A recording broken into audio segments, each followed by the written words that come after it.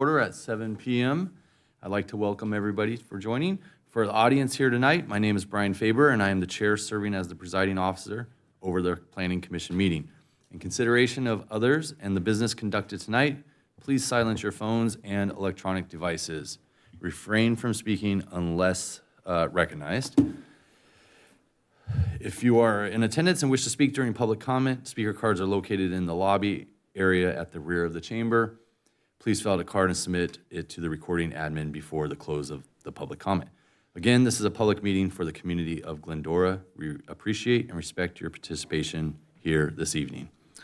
At this time, I'm going to request an oral roll call be conducted. Thank you. At this time, I would like to conduct an oral roll call and request that each member respond with present when their name is called. Commissioner Davis? Present. Commissioner Koss? Present. Commissioner Norwood? Present. Vice Chair Crimmins? Present. Chair Faber? Present. Let the record show all members are present. All right, at this time, if everyone can stand, we'll do the Pledge of Allegiance. I pledge Allegiance to the flag of the United States of America and to the republic for which it stands, one nation, under God, indivisible, with liberty and justice for all.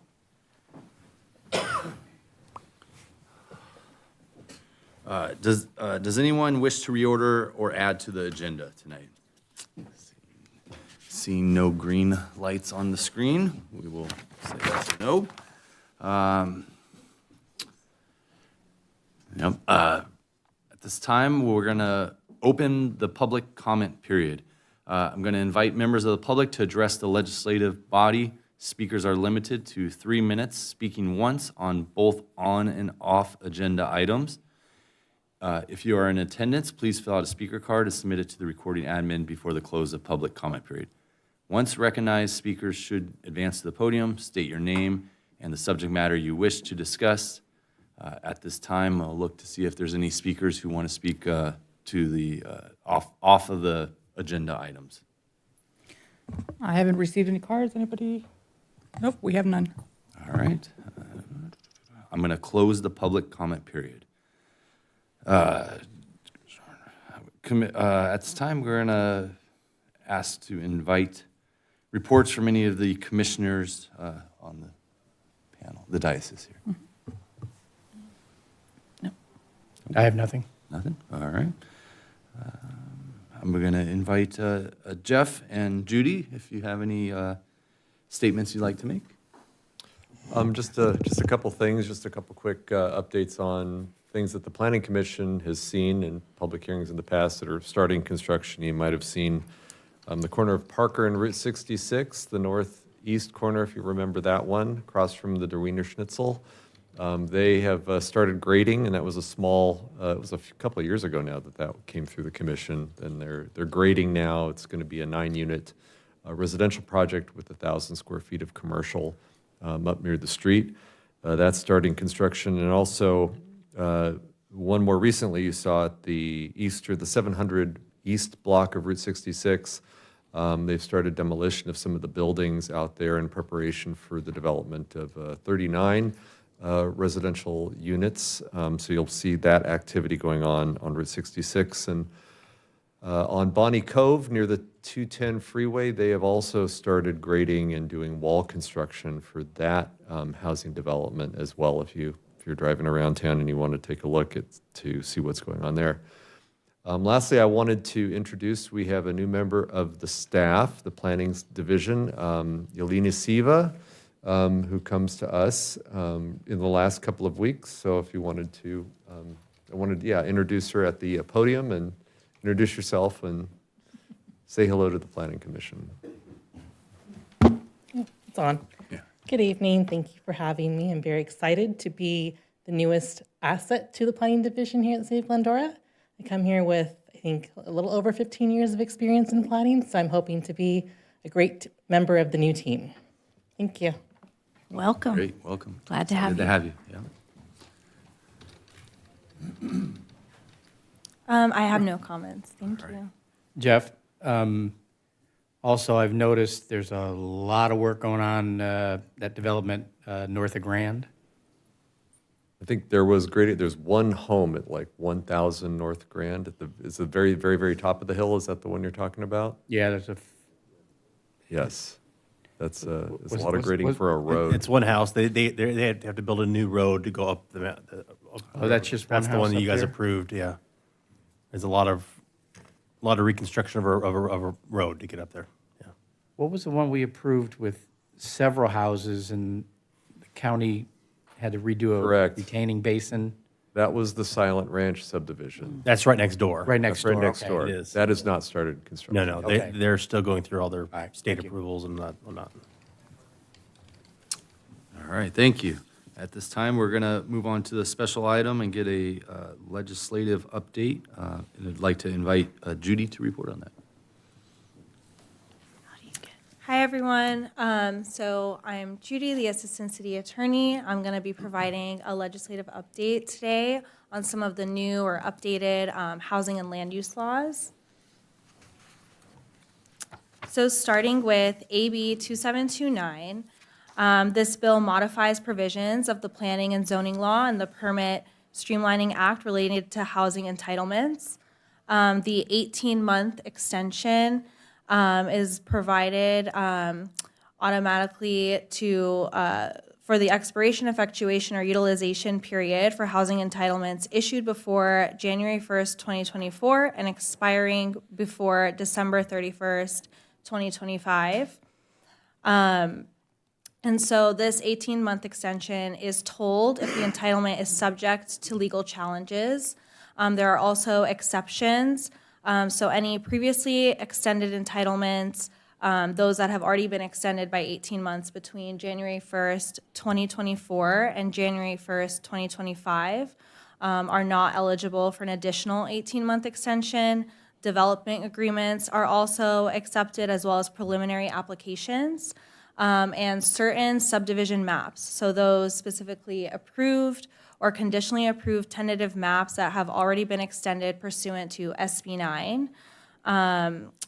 And that's kind of an overview of this bill. Next, we're going to briefly talk about Assembly Bill 2904.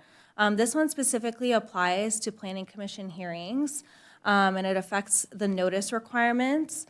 So previously, if a proposed ordinance or amendment to a zoning ordinance that affects the permitted uses of real property, those had to be noticed and mailed and delivered at least 10 days prior to the hearing to the owner of the subject property. This has now been extended to 20 days. And that's kind of the main change we're seeing in that bill. And this, it's worth noting that this actually doesn't apply to city council meetings. So this is specific to the Planning Commission.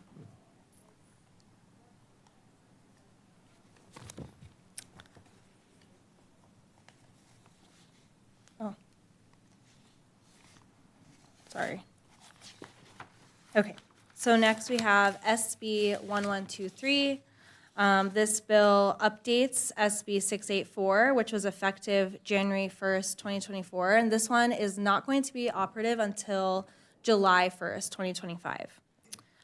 So this bill requires local agencies to ministerially approve the subdivision of a parcel map for up to 10 housing units and to allow the ministerial approval of any housing units on the site. Under existing law, to qualify for the SB 684 streamlining benefits, a project must be a housing cooperative, a common interest development, or otherwise known as an HOA, or ownership in fee simple, and it did not include a tenancy in common. There was also some ambiguity in the previous law regarding whether ADUs counted towards the overall unit count of the project and whether SB 684 even allowed for the construction of ADUs. So this new bill addresses some of those ambiguities and specifically clarifies that ADUs don't count towards that cap and can be constructed. It also allows for additional development of more homes for sale by expanding the streamlining benefits for the development of small housing on vacant parcels that are zoned for single-family residential development. It also expands it to include lots that are zoned for multifamily.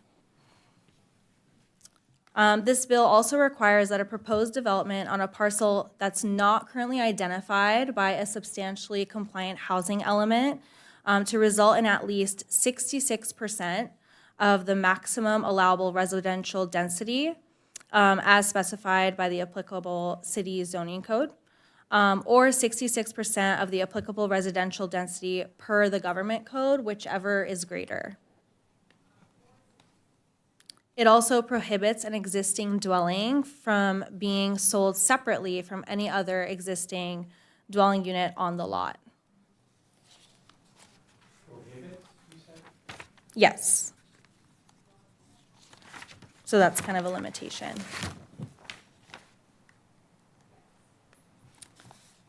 So next is AB 2533.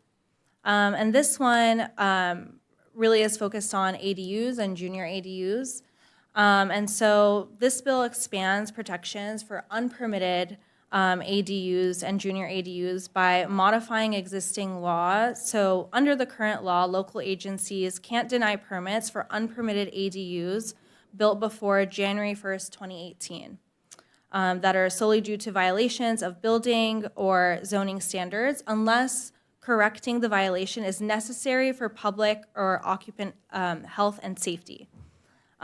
These protections don't apply to something that's considered a substandard building. But this bill extends these protections to those that were built before January 1st, 2020, so pushes it another 2 years. It also refines the standards for denial, allowing it only if the violation meets the conditions for deeming a building substandard.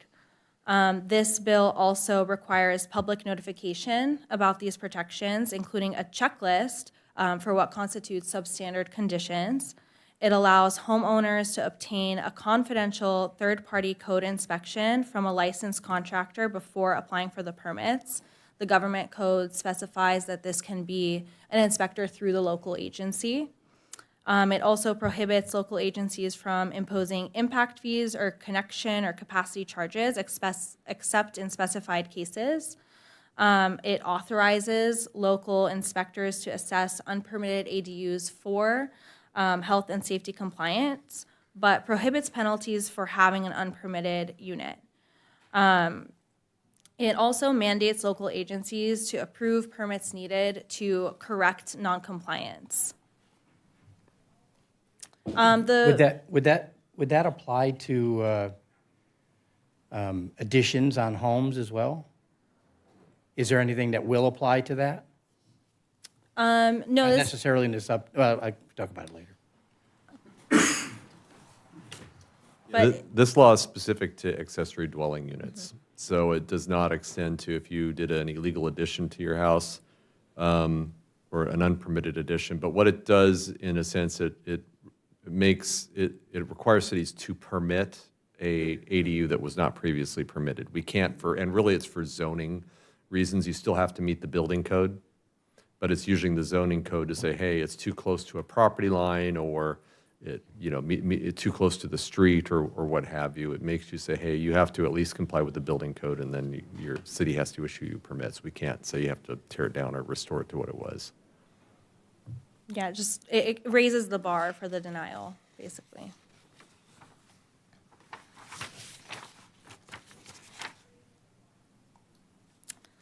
So SB 450, this affects SB 9 and kind of expands the streamlining avenues through SB 9. SB 9 currently requires a proposed housing development containing no more than 2 residential units within a single-family residential zone to be considered ministerially without discretionary review or hearing if the proposed housing development meets certain requirements, including that the proposed housing development does not allow for the demolition of more than 25% of the existing exterior structural walls, except as provided. So this new bill actually removes this requirement, and it allows approval. So even if there's 100% demolition of the existing exterior structural walls, cities must still ministerially approve residential units in a single-family zoned district. SB 9 also was authorizing a local agency to impose objective zoning standards, objective subdivision standards, and objective design standards on a proposed housing development. But this new bill now prohibits imposing objective zoning, subdivision, and design standards that do not apply uniformly to development within the underlying zone. However, more permissive standards can be applied. And then existing law also authorized local agencies to deny a proposed housing development if certain conditions were met, including if a building official makes a written finding that the proposed housing development would have a specific adverse impact upon health and safety or the physical environment. SB 450 still allows a building official to make such a finding, but it does remove the authorization for the building official to deny an SB 9 project on those grounds. It also imposes a new timeline. So it's a 60-day timeline now to either approve or deny the project, and if no action is taken, it's considered approved. And if it were to be denied, then this must be accompanied by a full set of comments with a list of items that are defective and how the application can be remedied.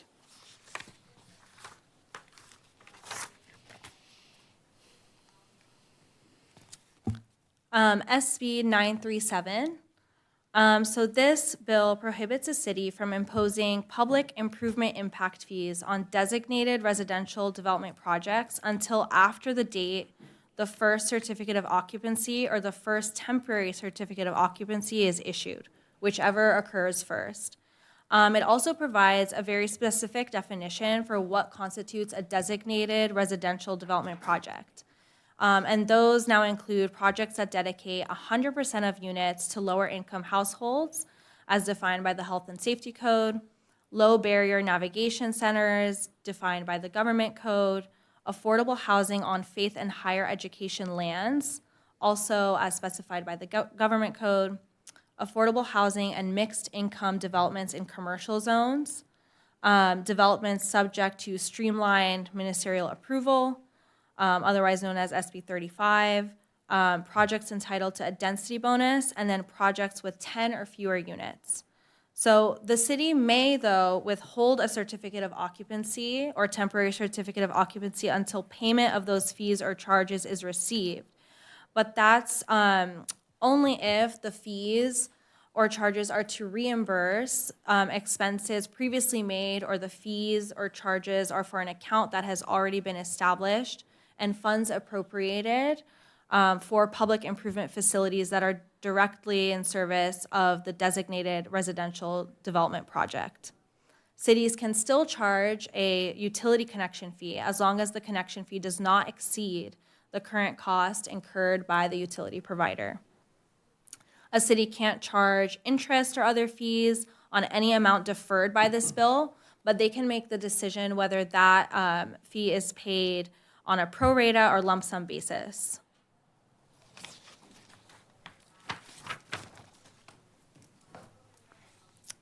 So these two bills specifically affect density bonus law.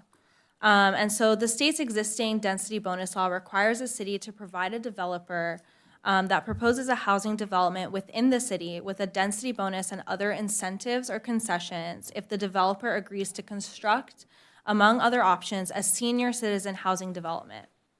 The density bonus law defines development for these purposes to include a shared housing development and defines various other terms, including a shared housing unit. AB 2694 introduces a technical change that adds residential care facilities for the elderly to this definition of development. AB 3116 further adds restrictions, clarifications, and articulation for density bonus levels, incentives and concessions, and parking related to lower income student housing. Finally, the same bill adds definitions for shared housing unit and student housing developments.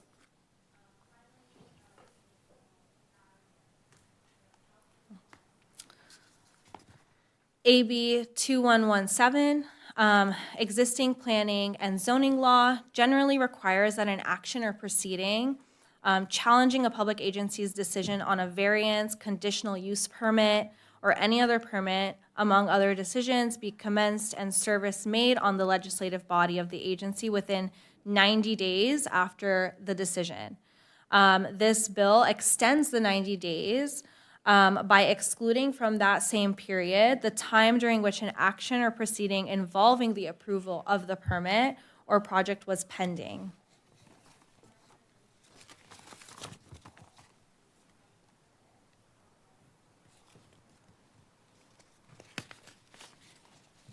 And finally, we have SB 1037. This new government code section provides for additional penalties for cities that fail to adopt substantially compliant housing elements as required by the government code. And for cities who fail to ministerially approve any planning or permitting application related to a housing development project. Penalties can only be imposed, though, when a city's actions or omissions are considered arbitrary, capricious, entirely lacking in evidentiary support, contrary to established public policy, unlawful, or procedurally unfair. So it's a pretty high bar.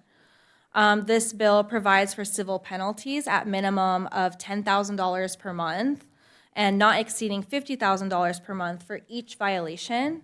All costs and attorney's fees to the state attorney general's office related to the enforcement of the housing element law as well.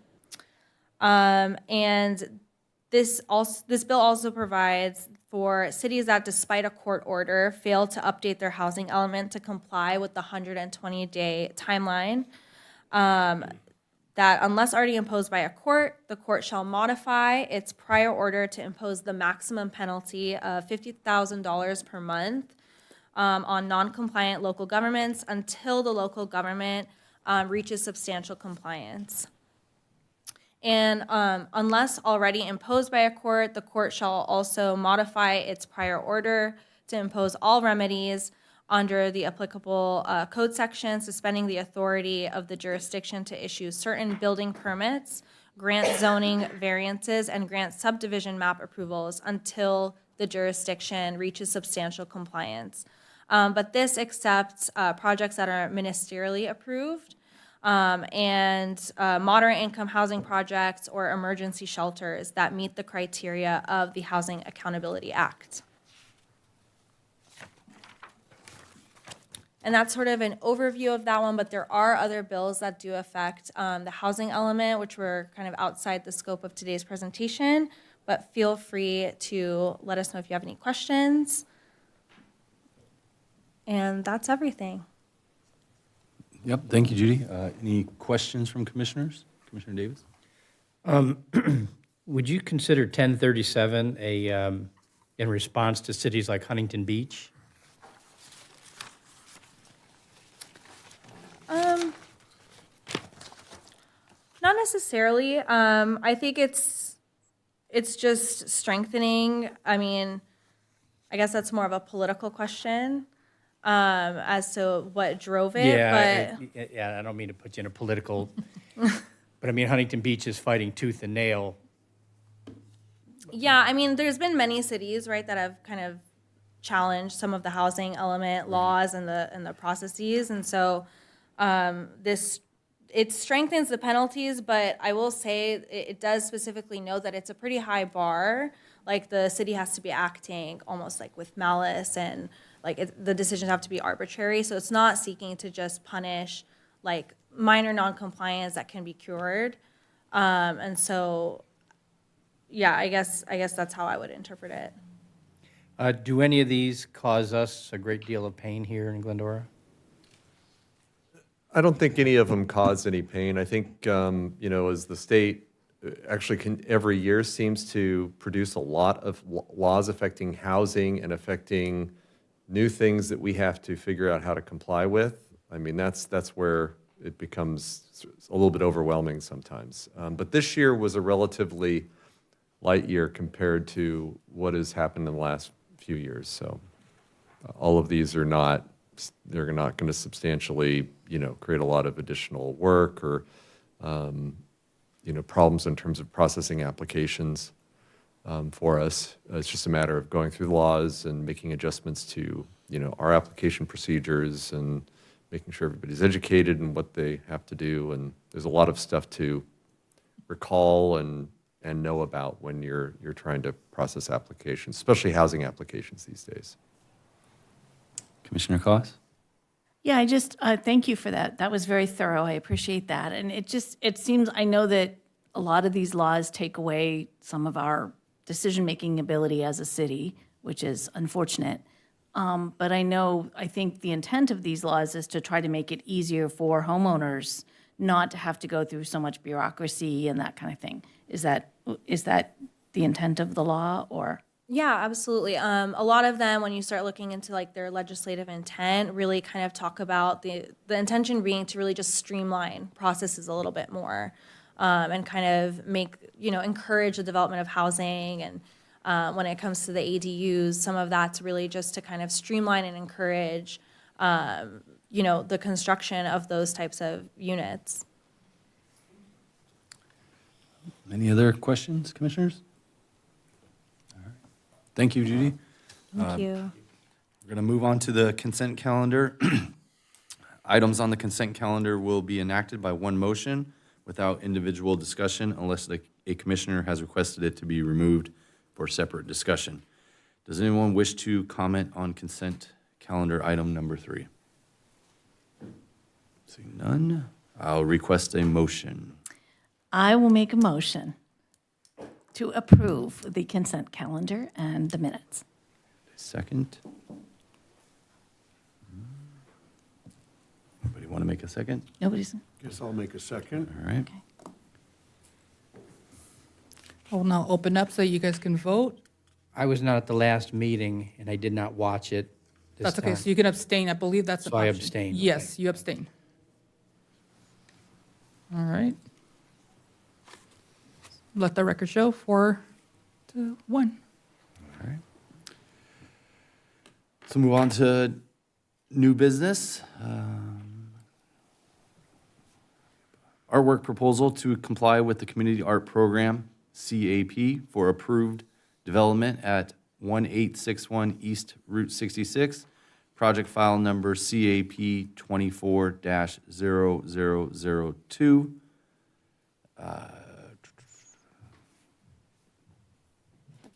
I'm going to invite Assistant Planner Aaron to report on this right now.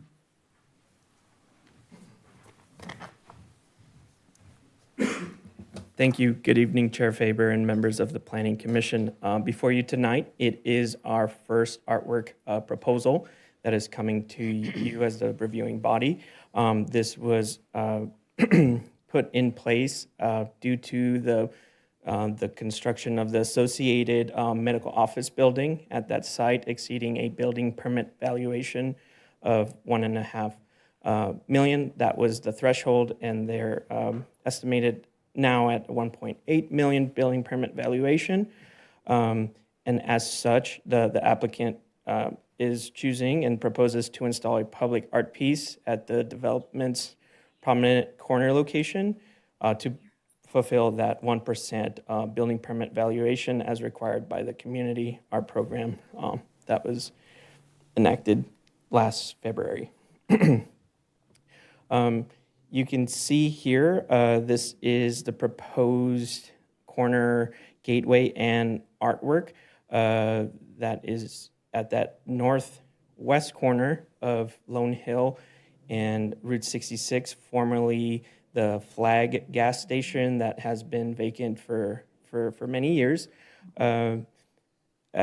This is falling within the themes of other gateways that you may see at the corners of Grand and Route 66. And to present the artwork, I invite the artist for the project, Michael Hillman, to present the proposed artwork.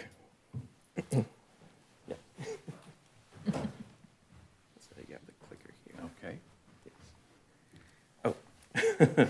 Sorry. I would also like to make a recommendation that the Planning Commission adopt the resolution of the Planning Commission approving the art allocation or artwork pursuant to the Community Art Program for Development located at 1861 East Route 66, file number CAP 24-0002. And now I'd like to hand it over to Michael. Okay. So I haven't seen what he's put together here, so I'm lost. Why don't you push the button? Okay, of course. Tell me what to say. So I'm Michael Hillman, and I've been working at Citrus College in the ceramics program for 28 years. And I actually created the 2 other monument walls at Route 66 in Grand a number of years ago. And also I am the Metro artist for your Glendora station. So I've done quite a bit of work in Glendora, and I'm very thrilled with all that because I live in Glendora also. So this is actually my backyard that we're seeing here. It's a circle of ceramic tile. And we've been working with the developers to create something that falls in line with what we have in the rest of the city and make it sort of compatible and also maybe a little more contemporary. So there's, I guess, my resume. Yes. Any questions? None? Okay, let's move on. So this was the watercolor for the Glendora station. And basically, I'm taking the theme of what was indigenous in Glendora, the groves, the foothills, the bougainvillea, rainbird, and just sort of native plants and things that were indigenous to Glendora as a way to create a focal point to remind the people viewing the artwork of what was here. Okay, so we remember our history. Just a few of the panels that went up over the summer for the Metro station. These are all quarter-inch tiles that were created in Faenza, Italy, and they were created to put on major columns that are in the station. There's 2 at the corner of Vermont and Ada, and then there's 2 on the corner of Glendora, right where the track comes in, and then there'll be 4 of these down the middle of the station, in addition to tiles on each of the bases of the canopy. Okay, there we are. There's my backyard. The design for the gateway will use similar patterns, similar color palette that I did for the Metro station, with the idea that when people are at the Metro station, you see something and you might be driving down the street, you kind of see something very similar, so you have a little bit of continuity within the city and sort of a color palette. So the color palette would be very similar to what you see here. These are all tiles that, again, are based on things that are in Glendora, and then I take the imagery and I use different pattern techniques, pinwheeling, stacking, to make them a little more unique and more, you might say, contemporary. Oh, I also forgot about that one. I also did the one right at the corner across from the post office. And there we go.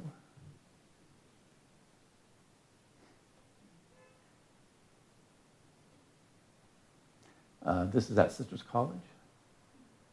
Because there was not a citrus tree, there was nothing about citrus at Citrus. So I created 2 citrus trees out of tile. Again, my backyard. We also created, when the Citrus College was creating the field house, the architect or developer poured this half-round staircase incorrectly, and it was going to cost them like $1 million to tear it out. So they just said, Mike, can your students cover it with tile? So that's what that's referencing. Okay.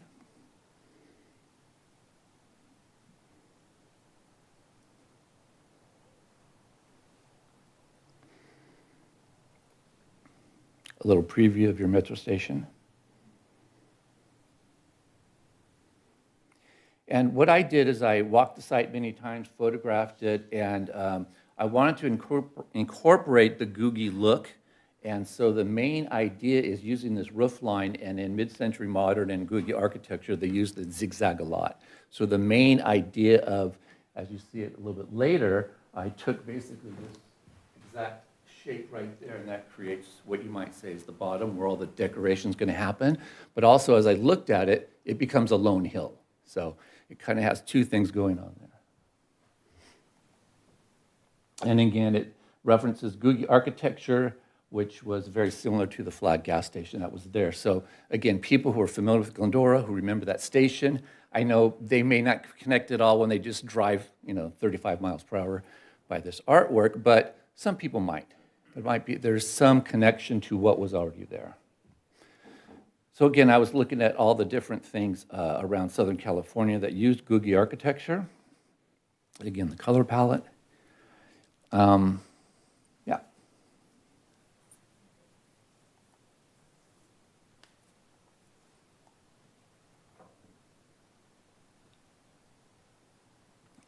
Decorative motifs. And I don't know what you went through. There we go. So again, if I could point here, just using this idea here of replicating the roof line of the Flag architecture, and then down in this area will be the different sort of bright, colorful art.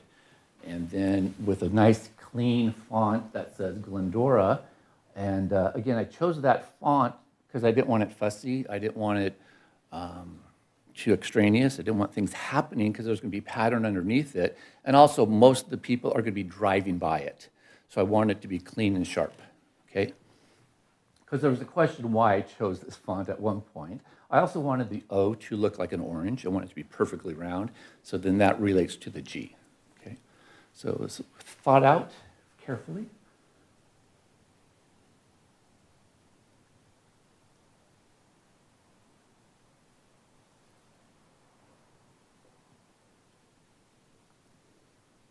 And then this just shows the different idea of what's going to happen below each letter. So the G below it will have referencing the foothills, and then just sort of the technique I used to create that pattern.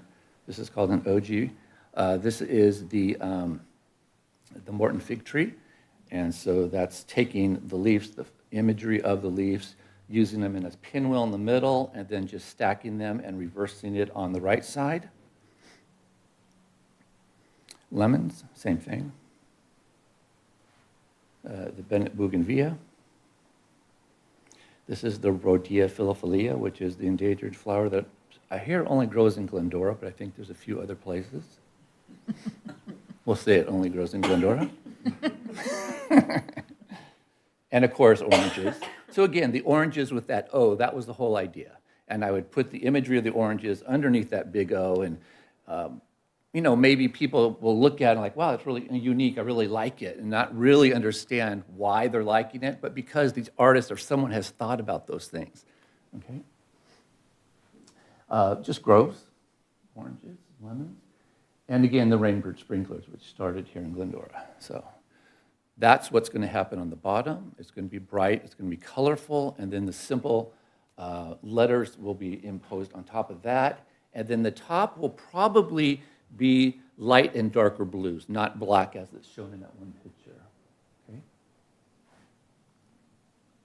And then on either side, a little more reference to Googie stylization with the same sort of idea. As you're coming from one side, you will see the curve this way, you'll say Route 66, and as you're coming that way, you'll see the Lone Hill.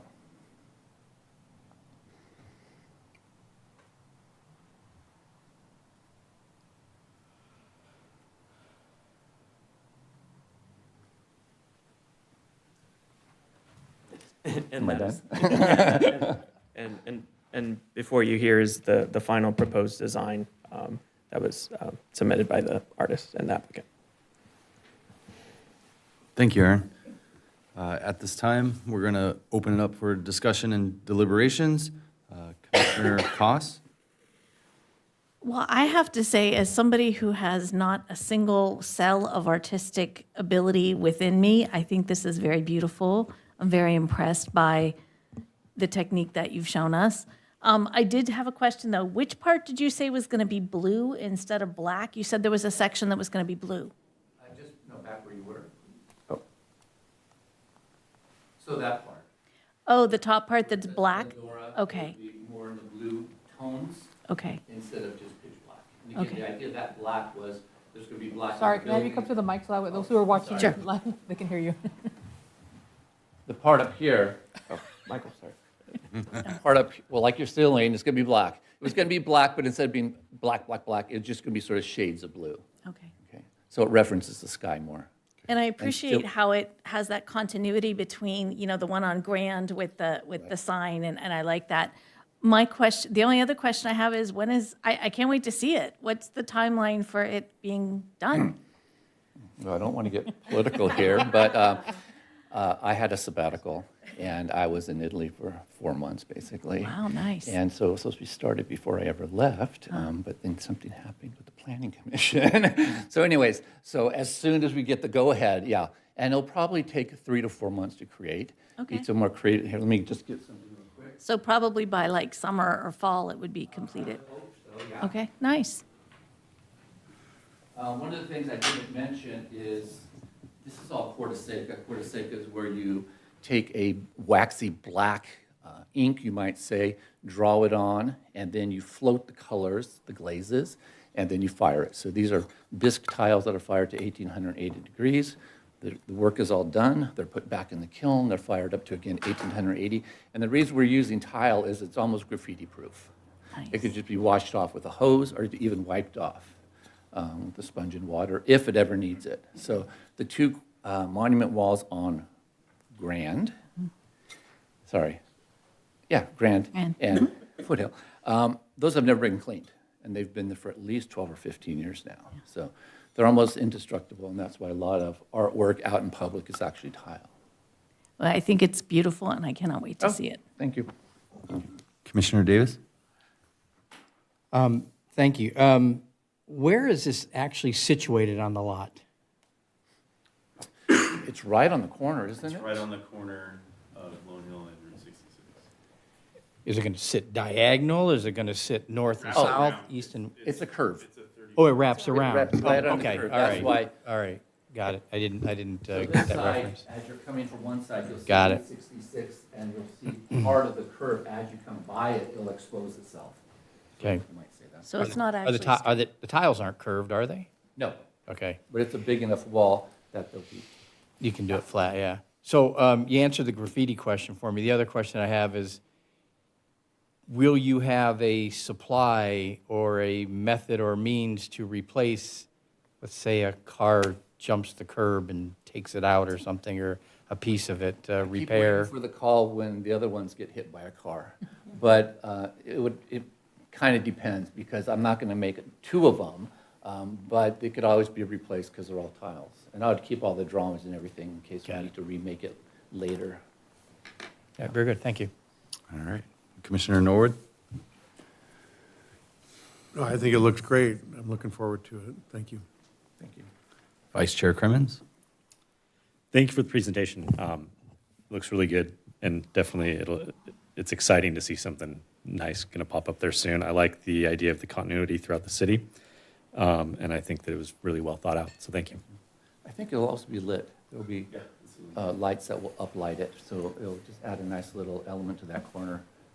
Very unique. Yep, so I think it's a great addition. I had a few questions. I do think it's not so, this may be in a higher traffic area since a block away, someone just ran into the monument wall on Canoma in Lone Hill, which is right down the street from me. So the question I have, are these tiles able to be produced by anybody? Or are you making them? Just me. Just you, all right. Some health insurance there. No, teaching ceramics, I've taught my students this technique, and so it's a common technique throughout the world, actually. Okay. Cortaseca means dry line design, and so it's not unique to me, but the design all is unique to me. If anyone else, 30 years down the road, they say, oh, it was Cortaseca, yeah, we could replace 3 tiles if they get destroyed or whatever. And then the monument is the owner's property, and it would be the owner's responsibility for maintenance on that? And then is there, I guess, what stipulations are in place where, tiles get broke and it's been 6 months and nobody's fixing it? Is there a stipulation or? Yes, within the conditions of approval for the project, there were conditions for the replacement of damaged artwork that would be the responsibility of the property owner or the applicant. So Great. there are conditions for maintenance and as well as. It would stay with the project. I mean, you'd want it to look nice, obviously, too, so I'm just checking. So there's a condition that stays with the approval of the project. The tiles are mainly made by you for this, but could be produced somewhere else if need be. So, yeah, I think it'll be great, and I think those two things in place will keep it looking great 20, 30, 40 years from now, or however long it may be there for. So it looks great. Thank you. Any other comments? No? So at this time, I'm going to request a motion to adopt the Planning Commission Resolution PC 2025-04, entitled A Resolution of the Planning Commission Approving Art Allocation Artwork pursuant to the Community Art Program and Development located at 1861 East Route 66, Glendora, California, project file number CAP 240002. I will make a motion since that appears to be what I do, so. I'll second. All right, I will now open up so that you guys can vote. Go right in. Perfect, I will now display it. So let the record show, 5-0. All right. I can't wait to see it. Yeah, thank you. You can come to the dedication. Excellent, please invite me. I would love to come. All right, at this time, we're moving on to the closing comments. So I'll invite any commissioner if they would like to see if the little button on their screen works, and I'll look forward. And if you want to make a closing comment, feel free to press the button. Seeing none? Looks I like just it have one from works. staff. Oh, yep. Just this is a reminder that we will be having a March meeting, which is going to be March 4th. We have our annual general plan and housing element implementation reports that we do, as well as there's 1 or 2 houses that will probably be going up for consideration. Great. Any other closing comments? No? All right, well, at this time, I'm going to adjourn the meeting at 7:47. Buttons worked. Look straight forward. I didn't see any green lights come up.